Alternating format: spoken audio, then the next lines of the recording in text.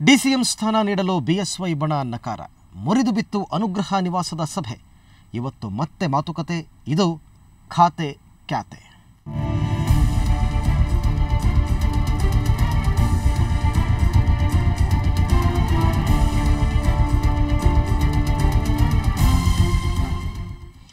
ಇನ್ನೇನು ಮುಗದೆ ಹೋಯಿತು. ಇವತ್ತೇ ನೂತನ ಸಚಿವರು ಪ್ರಮಾಣ ವಚನ ಸ್ವೀಕರಿಸ್ತಾರೆ. ಹೀಗಂತ ನಿನ್ನೆ ಎಲ್ಲ ಬಿಜೆಪಿ ನಾಯಕರು ಹೇಳಿದ್ದು. ಆದರೆ ಏನೂ ಮುಗಿದಿಲ್ಲ. ಎಲ್ಲವೂ ಮತ್ತೆ ಆರಂಭ ಆಗಿದೆ. ಖಾತೆಗಾಗಿ ಬಣಗಳ ನಡುವೆ ಪೈಪೋಟಿ ತೀವ್ರಗೊಂಡಿದೆ.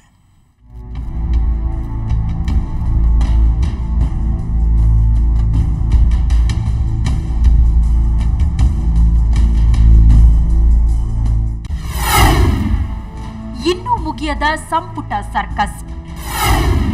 ಡಿಸಿಎಂ ಸ್ಥಾನ ನೀಡಲು ಬಿಎಸ್ವೈ ಬಣ ನಕಾರ. ಸಿಎಂ ನಿವಾಸ ಅನುಗ್ರಹದಲ್ಲಿ ಮುರಿದು ಬಿದ್ದ ಸಭೆ. ಇನ್ನೇನು ಸಿಎಂ ಸದಾನಂದ ಗೌಡ್ರ ಸಂಪುಟ ಸಂಕಟ ಮುಗೀತು ಅನ್ನುವಷ್ಟರಲ್ಲೇ ಬಿಕ್ಕಟ್ಟು ಮತ್ತಷ್ಟು ಜಾಸ್ತಿಯಾಗಿದೆ. ರಾತ್ರಿ ಸಿಎಂ ನಿವಾಸ ಅನುಗ್ರಹದಲ್ಲಿ ನಡೆದ ಸಭೆ ಮುರಿದು ಬಿದ್ದಿದೆ.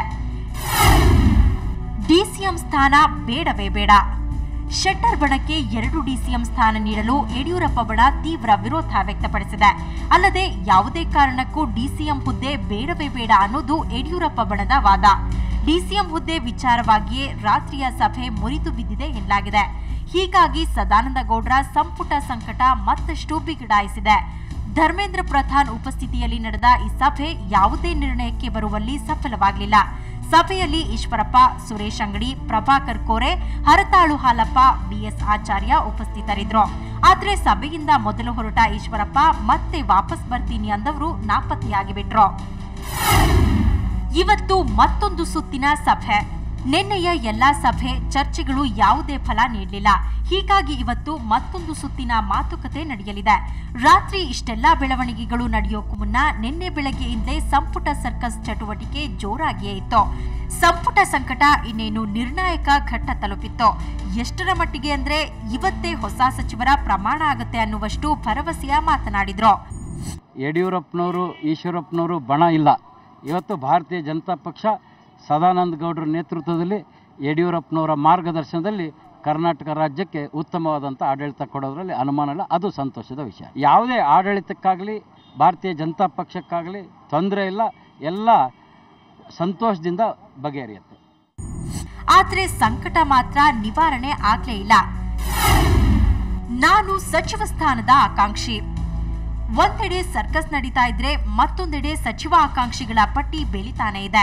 ನಾನು ಕೂಡ ಸಚಿವ ಸ್ಥಾನದ ಆಕಾಂಕ್ಷಿ ಅಂತ ಸಿಟಿ ರವಿ ಹೇಳಿದ್ರೆ, ಭಗವಂತನ ಕೃಪೆ ಇದ್ರೆ ನಾನು ಮಂತ್ರಿ ಆಗ್ತೀನಿ ಅಂತ ಶಂಕರಲಿಂಗೇಗೌಡರು ಹೇಳಿದ್ದಾರೆ.